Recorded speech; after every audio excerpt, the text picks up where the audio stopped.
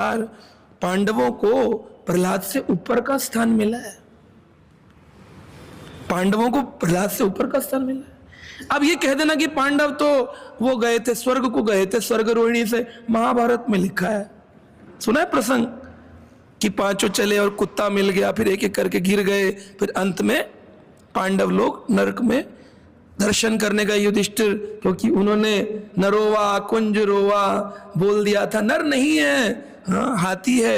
अश्वत्थामा हता हते है, महाभारत में बोला गया, अश्वत्थामा मारा गया। द्रोणाचार्य बोले हाँ, तो भगवान कृष्ण बोले बोलो, शंख बजा दिया, लेकिन युधिष्ठिर ने ऐड कर दिया अपनी तरफ से, अरे अरे हाथी मरा है अश्वत्थामा नाम का, आपका पुत्र भी जिंदा है, क्योंकि अश्वत्थामा तो चिरंजीवी है। फिर भी इतनी आसक्ति थी द्रोणाचार्य, वह इल्यूजन में भूल गए कि मेरा पुत्र तो मर ही नहीं सकता है। अश्वत्थामा हता हते इतना ही बोलने को बोला था भगवान कृष्ण ने, लेकिन युधिष्ठिर ने ऐड कर दिया नरोवा कुंज रोवा, नर नहीं हाथी, कुंज हाथी मरा है। भगवान कृष्ण ने जब देखा बोलने लगा है, अंतर्यामी भगवान जोर से शंख बजा, द्रोणाचार्य सुन ही नहीं पाए। द्रोणाचार्य उतर गए, अपने रथ से नीचे उतर, घुटने टेक कर बैठ गए, मेरा पुत्र मारा गया। भगवान अर्जुन को बोले मारो अर्जुन, युधिष्ठिर ने तो गड़बड़ कर दी थी, है ना, अभी मुझे युद्ध जिताना है और तुम मुझे गड़बड़ कर रहा है।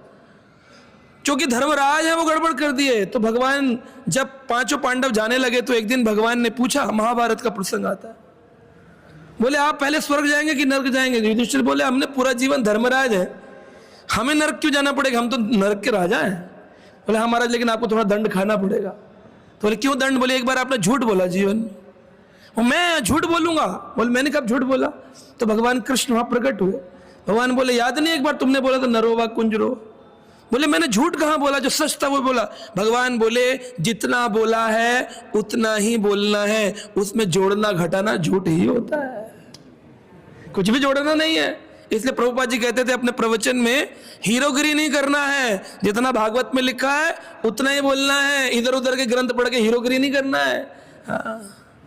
बोलेंगे तो क्या होगा, झूठ, और झूठ का दंड आपको मालूम है। धर्म के चार पैरों में एक पैर है सत्यम, और कलयुग में वही विराजमान है, तो इसलिए झूठ नहीं बोल। इतने से झूठ पर नरक का दर्शन। लेकिन ऐसा महाभारत कहती है, लेकिन जो भक्त भूरी भागा बड़े भाग्यशाली थे, क्या उनको नरक जाना पड़ेगा, क्या उनको स्वर्ग जाना पड़ेगा? या केवल शिक्षाप्रद ग्रंथ लिखा महाभारत वेद व्यास जी ने, और वो भी किसके लिए लिखा? स्त्री, शूद्र और द्विज बंधु नाम। द्विज बंधु यानी जो ब्राह्मण घर में जन्म लिया है लेकिन ब्राह्मण जैसा काम नहीं करता, उसके लिए है। स्त्री जिसकी बुद्धि